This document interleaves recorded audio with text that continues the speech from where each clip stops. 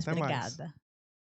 Pessoal, boa noite. Então, para você que tirou aí um tempo para estar com a gente, é muito bacana a gente ter esse momento de encontro, simultâneo, né, em que vocês vão acompanhar, o que a gente está realizando aqui, ao mesmo tempo que isso está sendo realizado. Então, o professor Rubens pediu para eu me apresentar brevemente. Eu sou a professora Ana Calassa Elbanati, trabalho no curso de artes visuais, principalmente nas disciplinas de metodologia de ensino das artes. Então, a gente tem duas, né, metodologia 1 e metodologia 2, e eu acompanho vocês justamente nesses processos que falam sobre o ensino de artes. E é justamente que a gente vai tratar hoje, né, desses processos de ensino, mas eu queria muito que fosse assim, tanto um pensar sobre, quanto um fazer, né? Então, a ideia do workshop é que seja um momento em que a gente vai realizar também alguma coisa. Então, o que eu preparei para nós, num primeiro momento, a gente vai falar um pouquinho de que existe um material novo que organiza, não é, o ensino das artes, que é a Base Nacional Comum Curricular. Mas existe também um material que nós já trabalhávamos, que é o Parâmetro Curricular Nacional. Então, eu queria só esclarecer um pequeno ponto, quer dizer, são materiais longos, teria muita coisa para a gente falar a respeito, mas eu trouxe um elemento para a gente tratar hoje. E depois eu preparei uma prática, tá? Quer dizer, a gente vai fazer juntos algumas coisas aqui. Pessoal, foi enviada uma mensagem para que vocês tivessem à mão, nesse momento da oficina, alguns materiais simples, tá? Quem não teve tempo de preparar isso, que não pôde, não recebeu a mensagem em tempo, faz isso agora, enquanto a gente começa a falar um pouquinho dessa teoria. Eu preciso que vocês tenham à mão. É papel, pode ser papel sulfite, lápis, borracha, é o mínimo. Se você tiver um papel colorido, se você tiver um papel diferente, tipo papel craft, se você tiver um giz colorido, ótimo. Deixa aí à disposição que a gente logo vai usar. E a gente vai precisar também de um documento com foto, tá? Que a gente vai trabalhar durante a oficina.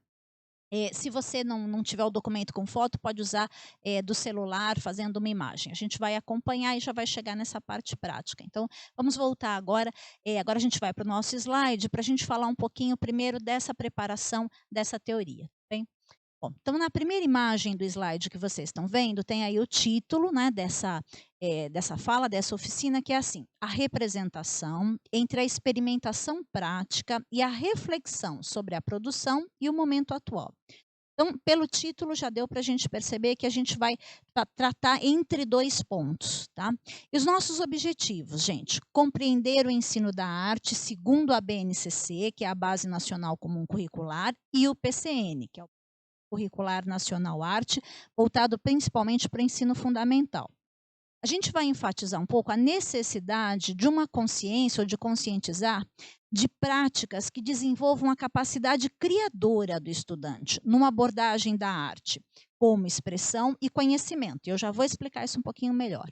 A gente vai praticar arte, né? E refletir sobre a relação entre teoria e prática na educação.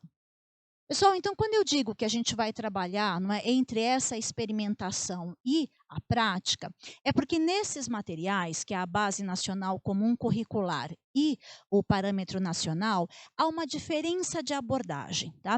Então, no meu segundo objetivo, vocês viram que eu coloquei ali da necessidade de que seja uma prática criativa, tanto expressiva, quanto uma que trabalha a arte como conhecimento. Então, no nosso processo hoje, a gente vai perceber que cada um desses materiais tem uma ênfase sobre o que é aprender arte diferente. A Base Nacional Comum Curricular trabalha o fazer arte muito mais como um processo expressivo, subjetivo e individual. Enquanto o Parâmetro Curricular Nacional aborda a arte muito mais como um processo de conhecimento de um sujeito que toma consciência de si e do mundo, envolvendo uma participação social maior. Então, esses dois documentos são importantes para nós e a gente vai fazer uma prática que vai caminhar de um ao outro, mostrando um pouco como cada um pode contribuir nesse processo de desenvolvimento do estudante, tanto para você, que é estudante de arte nesse momento, quanto depois você, enquanto educador, na contribuição dos estudantes que estiverem com você sob os seus cuidados, tá bem? Vamos voltar para os slides agora. Como a BNCC é o documento novo, não é? Eu trouxe um pouquinho do que ela é, né? Então, a Base Nacional Comum Curricular, ela versa sobre o que crianças e jovens deverão aprender nas diversas áreas do conhecimento. Esse documento estabelece uma concepção de educação para o Brasil, objetivos de aprendizagem para as diferentes áreas de conhecimento e competências e habilidades que todos deverão desenvolver por direito. A Base Nacional Curricular foi homologada em 2 etapas, né? Para a educação infantil e fundamental, em 20 de dezembro de 2017 e em 14 de dezembro de 2018, a do ensino médio. Pessoal, então, a primeira coisa que tem que ficar clara em relação à base é que ela estabelece um direito de aprendizagem. Então, não é opcional se vai se trabalhar ou não a base, ela deve ser trabalhada. Tá? Ela é o mínimo que uma criança deve aprender dentro de cada uma das áreas. Mas aí depois, essa conversa assim, eu vou com a base de pouquinho só, porque eu não quero fazer uma longa discussão da base para a gente poder chegar na parte prática. Mas o que tem que ficar claro nesse primeiro momento que não é uma opção, né, trabalhar com a base, ela é uma necessidade. Vamos dar sequência. Pessoal, então agora no slide vocês estão vendo qual é a concepção de arte da Base Nacional. Claro que eu peguei um pequeno trecho, mas ele expressa a ideia fundamental, né? Então, a Base Nacional enfatiza principalmente seu caráter expressivo dentro da educação, quer dizer, o caráter expressivo da arte dentro da educação. A sensibilidade, a intuição, o pensamento, as emoções e as subjetividades se manifestam como formas de expressão no processo de aprendizagem da arte. Então, por esse trechinho que eu selecionei para gente, fica assim um pouco em evidência esse caráter de pensar a arte como um processo expressivo e bastante subjetivo, né? Porque cada um de nós vai criar ferramentas, se organizar e, principalmente, trabalhar um conteúdo pessoal e interno diferenciado para poder ter o que expressar, tá bem? Vamos seguir aqui e entender um pouco agora como é que o PCN apresenta a arte. Também peguei um trechinho só para a gente poder dar sequência. Então, o PCN Arte do 2º e 3º ciclo do ensino fundamental, eu peguei um trecho que diz assim: a imaginação criadora permite ao ser humano conceber situações, fatos, ideias e sentimentos que se realizam como imagens internas, a partir da articulação da linguagem. Essa capacidade de formar imagens acompanha a evolução da humanidade e o desenvolvimento de cada criança e adolescente. Vou dar uma paradinha no slide e vou pedir para a câmera vir para mim para a gente comentar esse primeiro trecho. Então, o que apareceu de diferente aqui? Um pensar e abordar a arte enquanto um processo de linguagem. E ao se fazer uso dessa linguagem, a gente está estabelecendo um processo de conhecimento, não apenas um processo de expressão. Tá? Vamos voltar lá para o nosso slide e dar continuidade aqui. Né? A faculdade imaginativa está na raiz de qualquer processo de conhecimento, seja científico, artístico ou técnico. No caso do conhecimento artístico, o domínio do imaginário é o lugar privilegiado de sua atuação. É no terreno das imagens, forma, cor, som, gesto, palavra, movimento, que a arte realiza sua força comunicativa. Então, pensando um pouquinho nesse processo de conhecimento, né, o que nos é dado a conhecer? Em princípio, a conhecer a nossa condição no mundo, quer dizer, quem eu sou, aonde eu estou, que lugar eu ocupo e que lugar é esse aonde eu estou. Então, pensar a arte como processo de conhecimento é colocar a arte dentro de uma visão de cultura. Então, a primeira coisa que a gente percebe é que são abordagens diferentes e no PCN a gente tinha uma abordagem um pouco mais ampla, mais preocupado em situar a arte dentro do terreno da cultura, enquanto que a base, ela coloca uma preocupação maior na expressão individual do sujeito e no desenvolvimento de técnicas, estratégias e abordagens para que esse sujeito possa se expressar através da arte. Tá? Vamos ver como é que isso se manifesta, então, numa prática. A gente vai seguir aqui e vamos passar a nossa oficina, tá bem? Bom, a nossa oficina, ela está dividida em 5 momentos, pessoal. Então, parece muito, mas eles são todos um pouco rápidos, tá? Então, a oficina é uma oficina de experimentação e reflexão.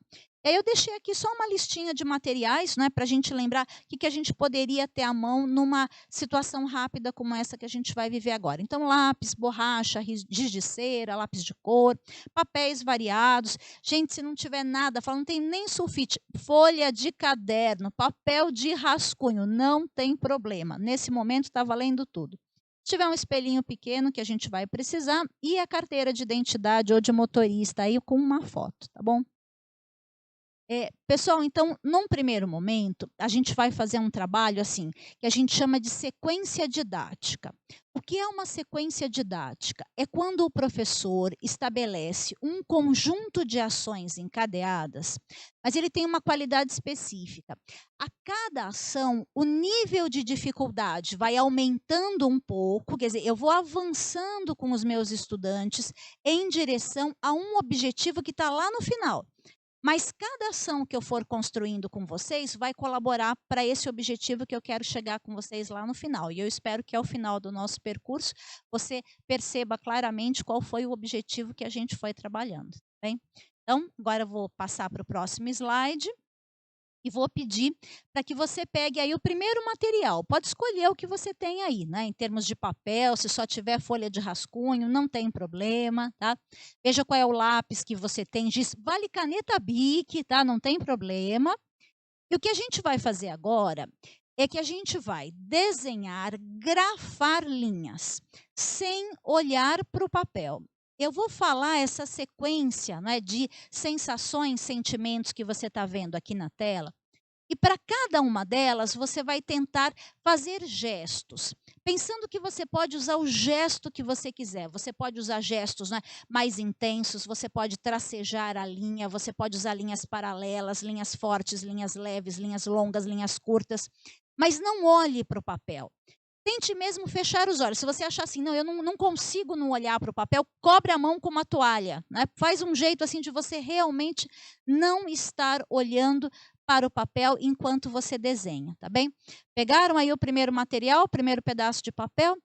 Pessoal, tristeza é o primeiro sentimento que vocês vão pensar.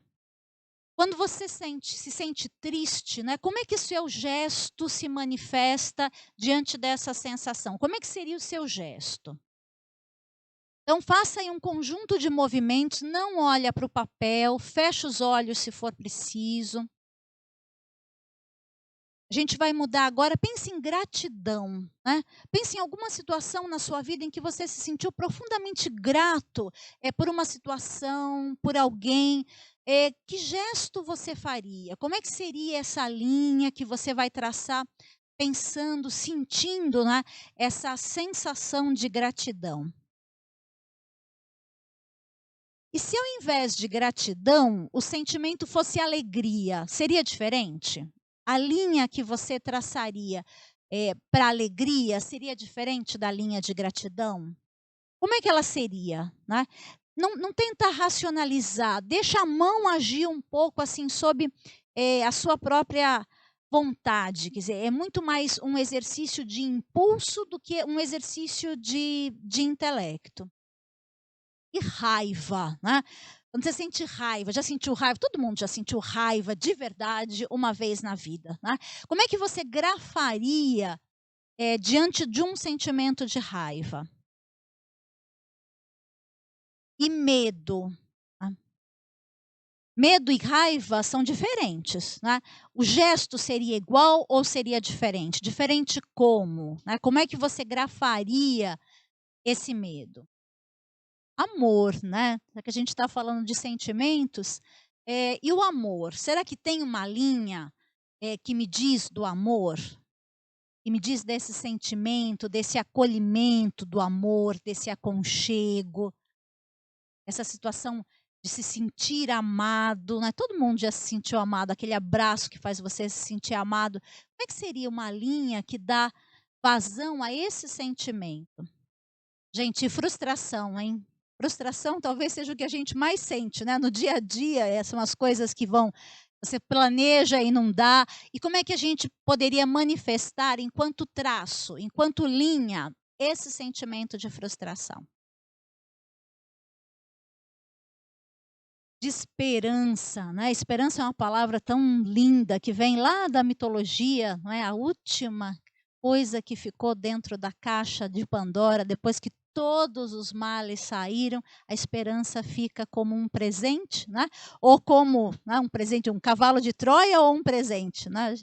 É aquilo que nos mantém em pé, mesmo quando a gente não acredita mais. Como é que a gente grafaria a esperança? Compaixão. Que linhas a gente pode. E vai preenchendo o papel, sem olhar para ele, tá? Você está preenchendo esse papel, você está grafando, você está sem se preocupar. Nesse primeiro momento, pensem que é uma experimentação com a linguagem. E por último, pessoal, tédio, né? Ai, que tédio, aquele dia que você está assim.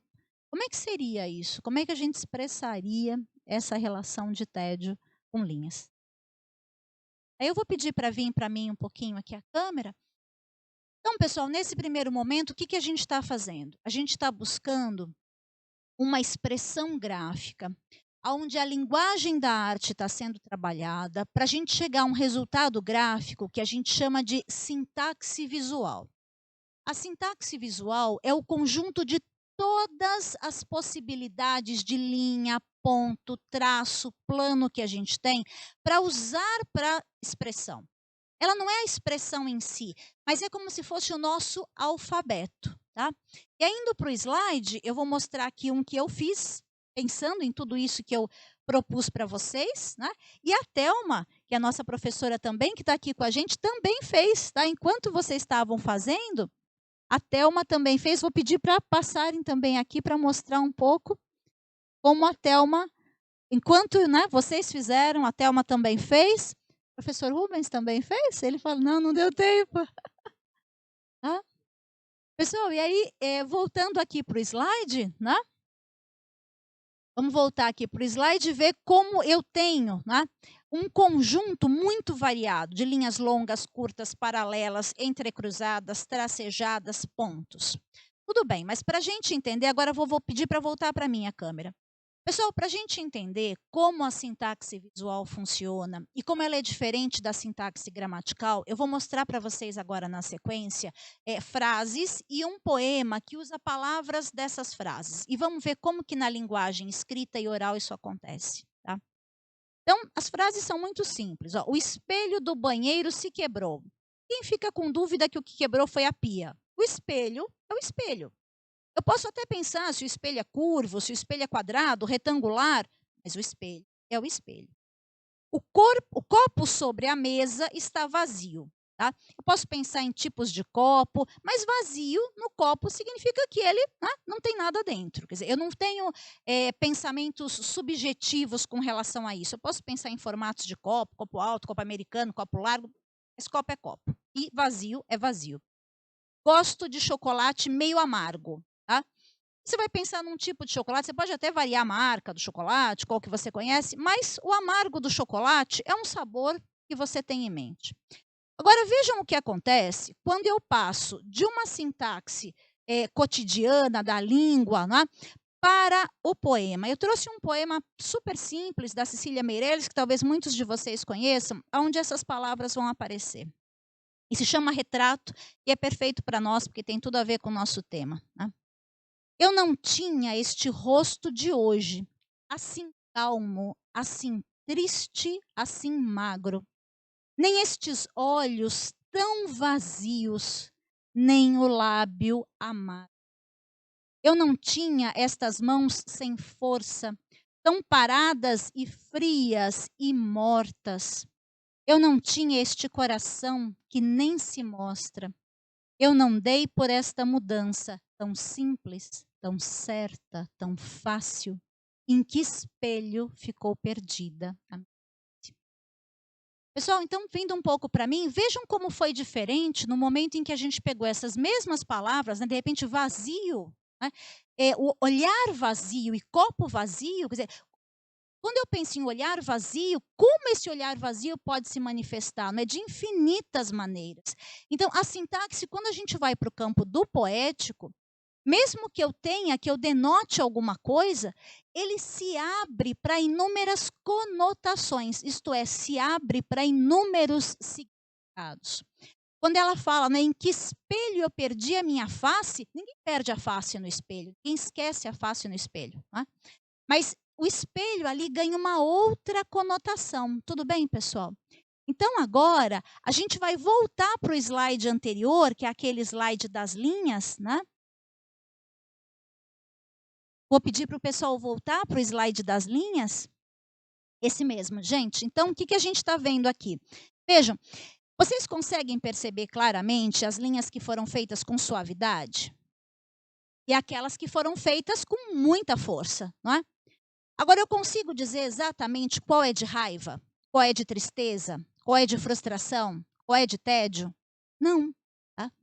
Por quê? Porque a linha é uma sintaxe poética que cria conotações, que cria sentidos subjetivos. Tudo bem? Agora eu vou pedir para voltar para mim, né? E para a gente caminhar um pouquinho com o slide agora. Então, pessoal, fizemos a nossa primeira parte da nossa oficina. O que foi essa primeira parte? Trabalho com a linguagem, sintaxe visual, exercício, não é, de sensibilização para a linha. Vamos para a nossa segunda parte. Pessoal, indo para o slide agora, o que é essa segunda parte? Tá? A gente vai trabalhar desenho e linguagem, mas vai trabalhar as formas e uma experimentação com essa sintaxe visual, que a gente já treinou um pouco, mas já sensibilizou um pouco para ela. Então, é agora que eu vou pedir para vocês pegarem aí a carteira de identidade, né, a habilitação de motorista de vocês que tem uma foto, pode ser qualquer documento. Só que vocês vão colocar essa foto na frente de vocês, não virada normalmente, como a gente põe o documento de cabeça para cima. Vocês vão virar de cabeça para baixo, tá? Vocês vão olhar para essa foto como se ela fosse apenas um conjunto de formas, representar o que você vê usando lápis, papel colorido, lápis preto, o que vocês tiverem, tá? Aí vou pedir para vir aqui para mim. Eu estou com a minha habilitação aqui na mão. Pessoal, vocês vão olhar para a imagem de ponta cabeça e vão desenhar de ponta cabeça, tá? Qual é o objetivo disso? Ao virar de ponta cabeça, a gente cria uma distância entre o fato de ser o seu retrato, tá? E você passa a olhar para ele como um conjunto de formas. Então, tenta perceber qual é o formato do seu rosto. O meu, por exemplo, é um pouquinho mais, não é, ovalado, eu tenho aqui as bochechas mais cheinhas. Como é que é o seu rosto? Depois, como é que o pescoço está ligado, não é, a esse rosto? Mas sempre pensando que isso está de ponta cabeça. Olha a forma. É uma forma oval? É uma forma mais arredondada? Não é? Depois, dentro, vamos tentar estabelecer os eixos básicos. Então, um eixo central, onde depois a gente vai localizar essas formas que a gente reconhece como nariz, como olho, como boca. E dois eixos, né, cortando aqui na horizontal, em que depois a gente vai localizar onde seriam essas formas amendoadas, que nós chamamos de olhos, essa forma alongada, que nós chamamos de boca, tá? Esse exercício é um exercício muito simples, mas que leva a um tipo de pensamento e relação entre o fazer e o ver, que está muito ligada quando a gente fala a ideia assim de desenvolver, afinar o olhar, não é? Desenvolver a capacidade de ver. Quando a gente fala assim que a gente precisa aprender a ver, pessoas ficam geralmente um pouco ofendidas, né? Fala, como assim? Né? Eu não sei ver, né? O que você quer dizer com isso? E aí, enquanto vocês estão desenhando, e eu estou dando esse tempo para vocês de estarem olhando para a imagem e desenhando, eu vou desafiar vocês a pensarem também uma coisa que quem já fez outras oficinas que eu participei, eu sempre uso esse exemplo porque ele é simples, fácil de compreender. Então, desculpa, eu vou usar de novo. Pessoal, quantas vezes a gente olha para o celular todos os dias, ao longo do dia? Mas se eu pedisse para você agora parar tudo e desenhar sem olhar, desenhar de memória o seu celular na proporção, onde é o botão de ligar, onde são os botões de volume, quais são os ícones que aparecem para você na tela inicial, quais são esses aplicativos, que cores esses ícones têm, você seria capaz de colocar? E mesmo assim, bom, duvido, assim, nunca em nenhuma situação alguém falou: "Eu consigo", né. Geralmente a gente diz não, né, quer dizer, porque a gente não consegue saber. Eu mesma estou falando isso para vocês, mas também não consigo. Mas por quê? Porque você atende o celular, você olha as mensagens, você procura por um aplicativo, mas você não vê efetivamente relações de forma, proporção, textura, linha. É isso que a gente está tentando fazer aqui.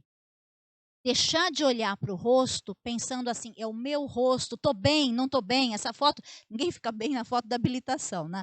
Tudo bem, mas nessa foto não me favoreceu. Quando eu tinha esse cabelo, não ficava bom para mim. Esquece tudo isso. Olha para essa imagem como um conjunto de formas.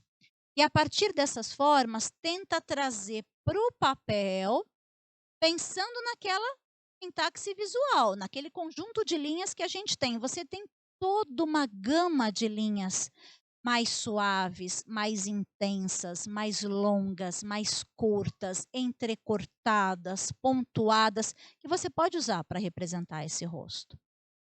Como que você vai fazer? Você está fazendo as suas escolhas. À medida que você, né, pensar no dia, enquanto eu desenho, aí eu estou fazendo escolhas que são intuitivas e que fazem parte de um processo de conhecimento, que é o que afirma o Dewey para nós, né, com muita precisão. Tá? Tudo bem, pessoal?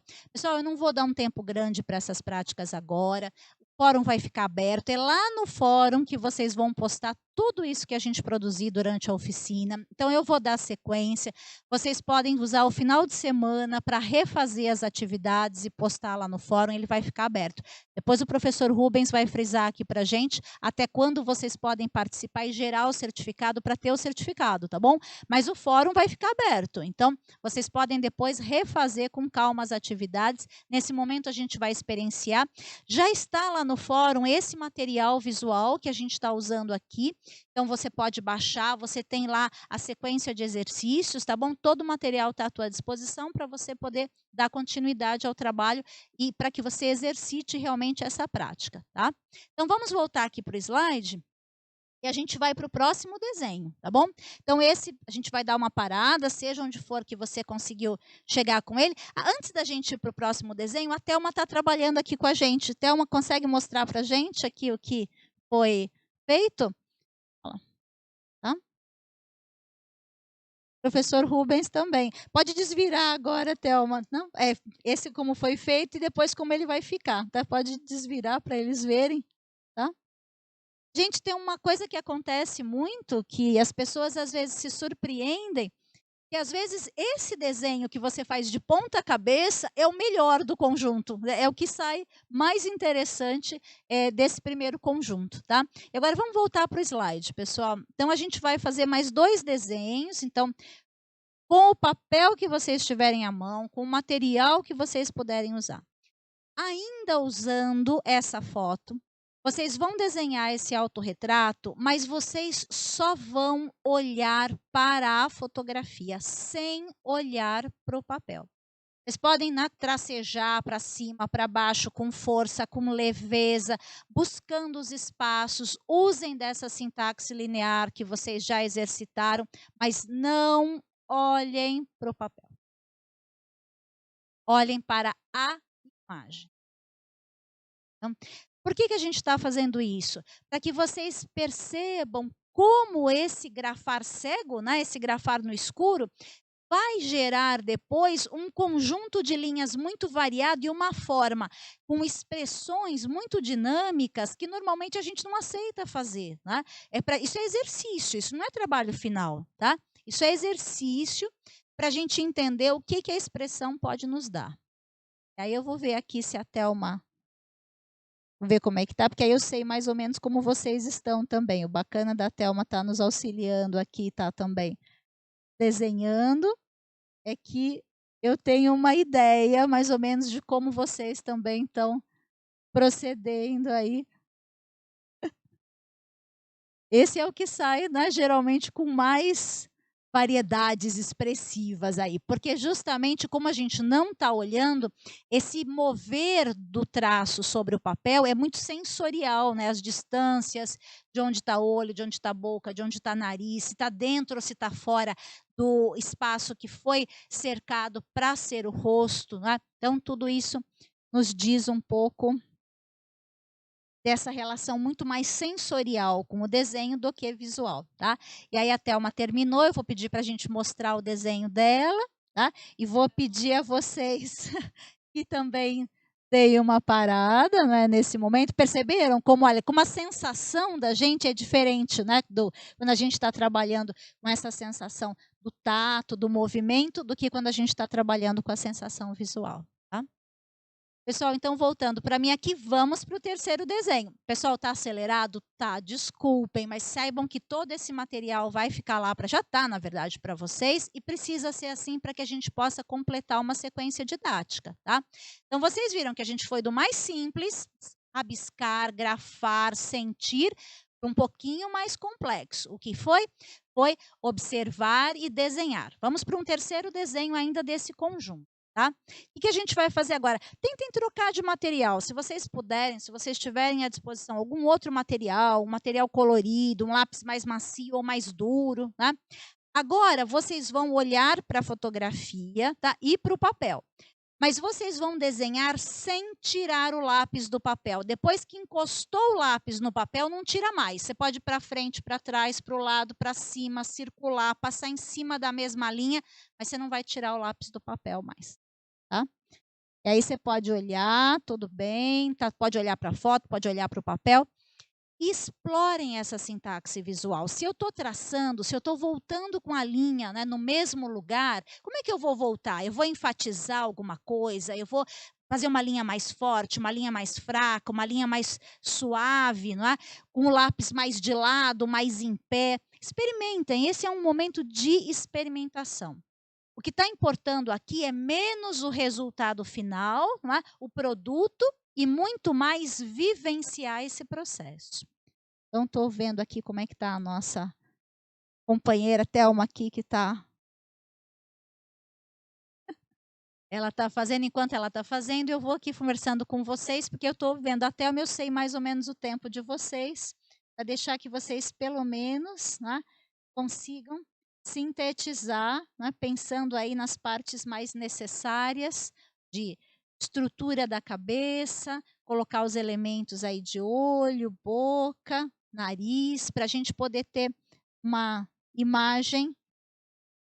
Thelma terminou, vou pedir para mostrar aqui o que ela fez. Né? E bem interessante. Olha como os olhos foram bem, né, enfatizados, a boca, a gente sente, inclusive porque ela está trabalhando com o sulfite, observa como a caneta umedeceu mais algumas áreas, então o papel fica mais ondulado nessas áreas. Obrigada, Thelma, bem bacana. Aí pode voltar para mim.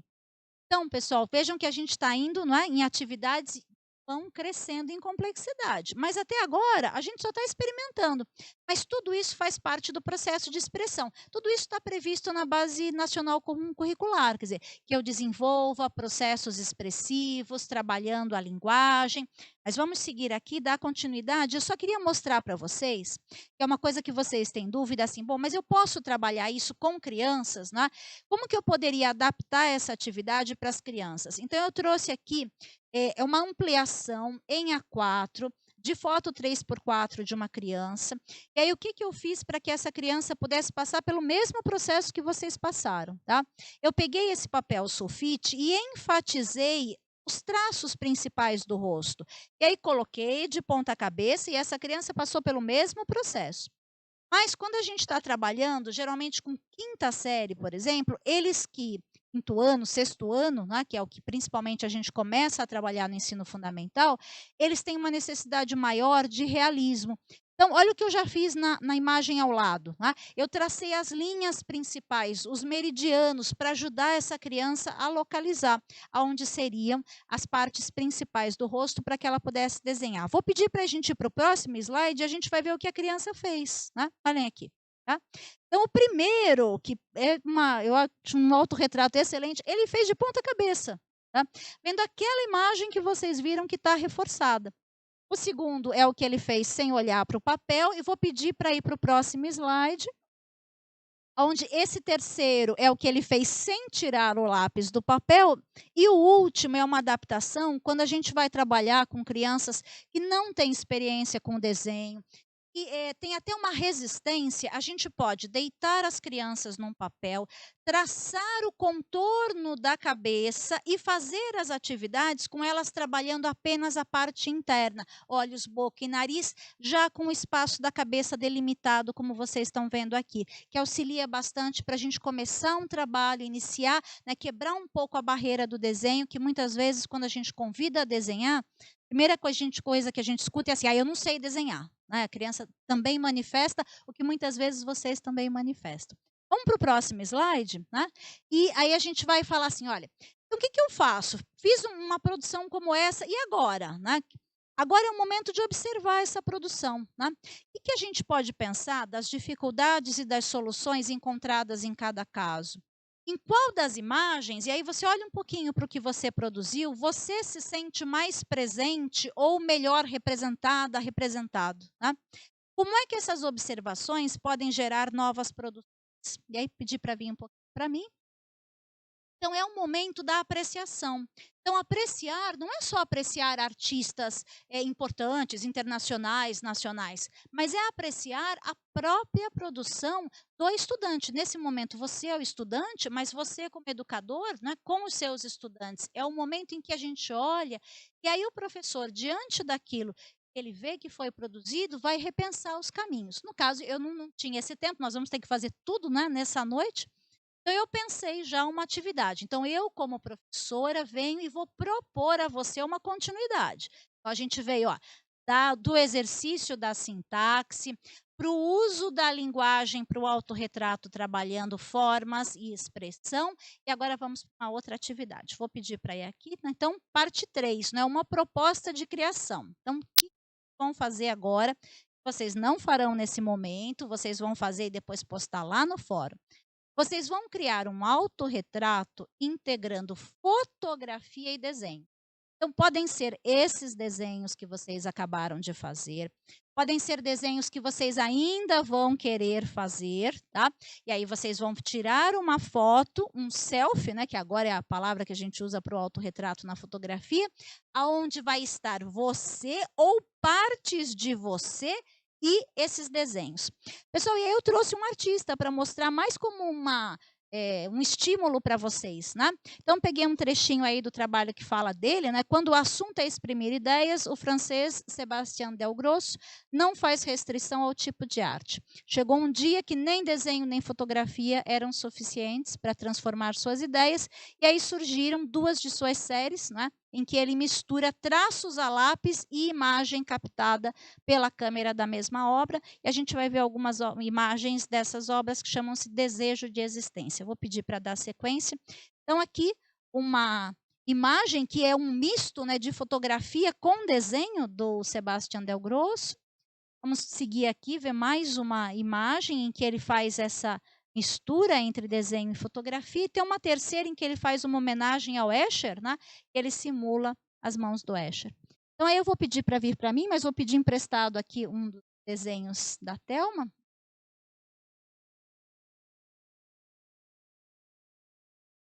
Então, vocês fizeram, né, o autorretrato de vocês.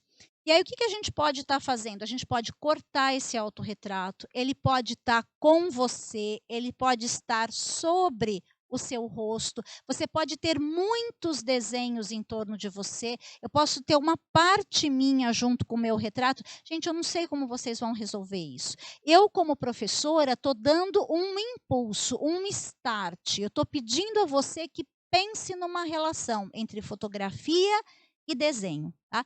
Mas vejam, isso tem que ficar muito claro. É uma atividade em que, apesar de eu estar dando um ponto de partida, eu não sei qual é o ponto de chegada. Eu não sei como cada um de vocês vai resolver esse desafio. A gente poderia chamar esse desafio de situação-problema, que é quando o professor propõe uma ideia, ele propõe uma exploração, uma experiência, uma vivência, mas ele não diz como você vai resolver isso. O como você vai resolver é parte do processo expressivo que é seu, individual e subjetivo. Então, se você vai rasgar os autorretratos, se você vai colar, se você vai usar um conjunto, se você vai usar um pedacinho, se você vai usar mais a sua imagem do que o desenho, mais o desenho do que a sua imagem, Isso é com cada um de vocês, tá bom? Cada um vai decidir como quer fazer isso. Vou devolver o desenho da Thelma e vamos aqui ao nosso slide, tá bom? Pessoal, então o espaço nosso de interação vai ser o fórum, tá? Você não vai fazer isso agora, cria um autorretrato seu em fotografia, o famoso selfie, né? Integrando um ou mais desenhos que você realizou, em partes ou inteiros, da forma como desejar e poste. Pessoal, lá no fórum eu vou pôr também essas sugestões para tirar bons autorretratos. É de um site bem bacana que dá algumas ideias e algumas sugestões para a gente estar alimentando essa produção, tá? Mas é lá no fórum que vocês vão postar. E vou seguir com vocês para o próximo slide. Vamos para a próxima parte, tá? E aí eu vou questionar com vocês o que é um autorretrato, tá? Um retrato feito por um indivíduo de si mesmo, sob forma de desenho, pintura, gravura ou descrição escrita ou oral. Mas aí eu coloco uma pergunta, não é? Mas como se manifesta dentro da cultura contemporânea?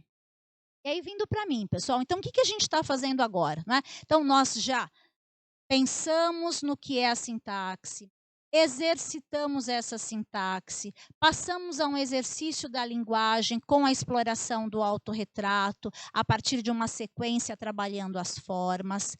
Dei uma atividade para que vocês pensem esse autorretrato como uma prática em que vocês vão integrar fotografia e desenho. E agora estou fazendo a famigerada, não é, contextualização, que a gente trabalha tanto, não é, enquanto procedimento. O que é contextualizar? É quando eu vou pensar, quando eu vou fazer uma reflexão, uma pesquisa, não é, sobre assim, mas o que é isso que eu estou fazendo? Porque até agora eu estou fazendo. Tá? Eu estou experimentando, eu peguei materiais, eu tentei, né, soltar aí a expressão de vocês. Estou aqui trabalhando com a Thelma, que está sendo super bacana de nos auxiliar aqui.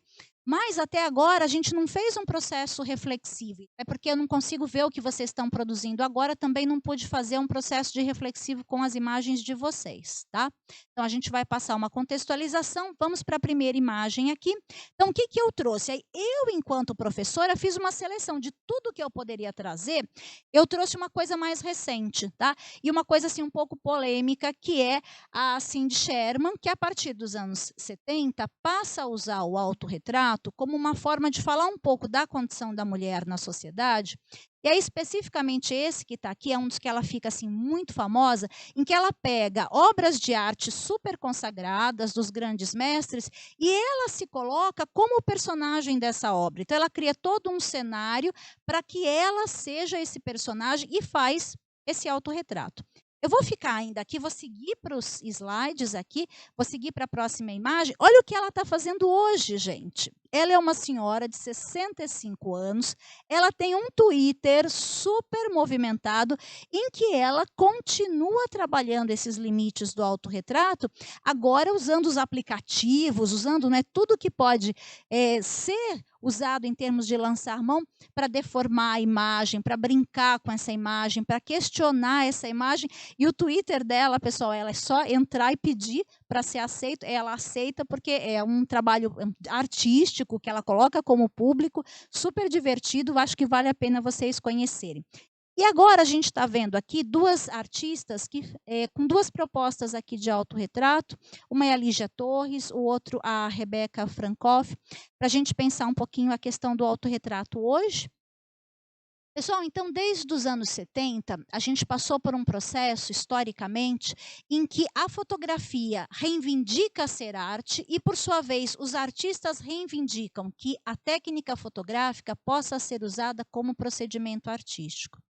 A partir desse conjunto de reivindicações, uma série de artistas vão lançar mão da fotografia, de tudo o que vocês imaginarem, dos diversos temas, o autorretrato é um deles.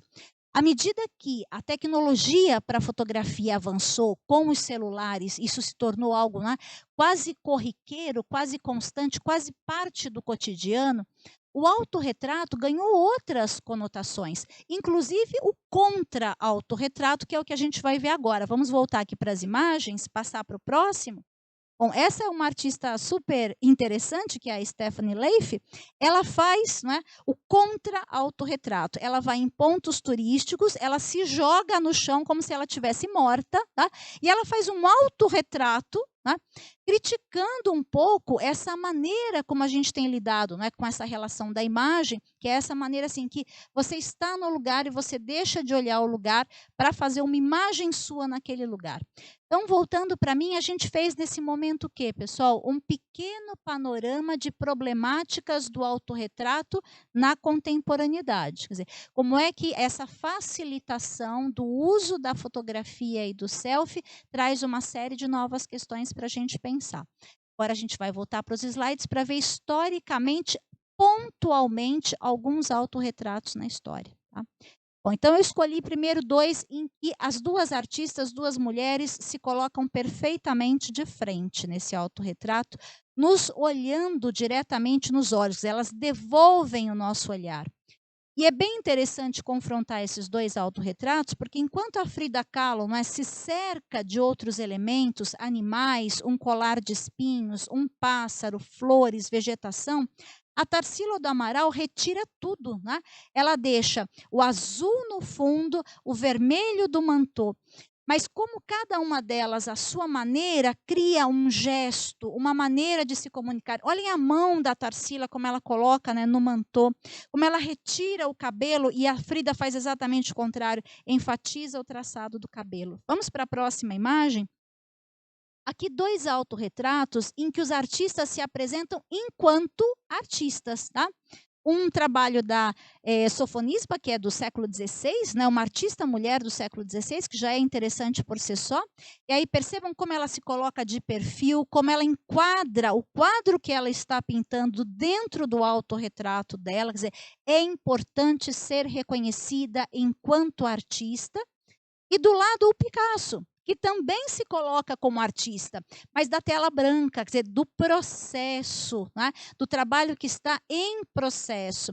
E aí ele deixa, olha, ele apagou e refez, não é, esse autorretrato, vocês estão vendo que fica o rastro daquilo que foi feito antes em relação ao que é apresentado agora, quer dizer, uma outra forma de pensar o autorretrato. Olhem, duas outras possibilidades. O Marc Chagall faz o autorretrato dele com 7 dedos, tá? Então ele tem uma mão com 7 dedos, também como pintor, mas ele se coloca dentro de um ambiente, lá no fundo tem uma janela e tem a Torre Eiffel, para dizer que ele está em Paris. Então, ele é o artista que conseguiu ir para a cidade onde a arte acontece, que é Paris. Quer dizer, não só ele se coloca como artista, mas artista em Paris. Uma outra possibilidade que a gente está vendo aqui, dando um salto, não é? É da Mônica Castilho. Ao invés de fazer uma pintura ou um desenho, ela cria uma maleta, tá? É uma costura em que ela coloca o autorretrato, em que ela coloca peças de roupa, em que ela coloca o chinelo. Pode ir para a próxima imagem. E aí a gente finaliza esse pequeno percurso aqui, só estimulando um pouco vocês a ver como na história da arte o autorretrato se manifesta, né, de maneira muito variada. A gente tem a Vivian Maier, né, em 1954, ela faz esse retrato, esse autorretrato em fotografia, em que ela espelha essa imagem. Então eu tenho uma imagem, duas imagens, 3 imagens, 4 imagens que vão se espelhando, criando uma ideia de infinito. E tem o Manolo Serra que sobrepõe, né, o autorretrato dele com a imagem de uma onça. Né? Então ele fica uma figura híbrida, não é nem homem nem animal, esse hibridismo. Pessoal, vindo um pouco para mim, não é? Então, fazendo esse percurso, o que a gente percebe um pouco? A gente percebe que ao se confrontar com esse desafio do autorretrato, cada artista responde de acordo com a sua vivência, com o momento histórico em que ele está vivendo, com quem ele é, com o papel que ele quer desempenhar e, principalmente, como eu quero ser visto. Porque o autorretrato é deixar um testemunho de construção de uma identidade. E aí é para esse tema que a gente vai agora no slide, tá? Eu trouxe um trechinho para a gente trabalhar um pouco essa questão do autorretrato e identidade. Eu vou ler esse trechinho para a gente trabalhar um pouco o sentido dele. A identidade não é fixa, estável, coerente, unificada, permanente. A identidade tampouco é homogênea, definitiva, acabada, idêntica, transcendental.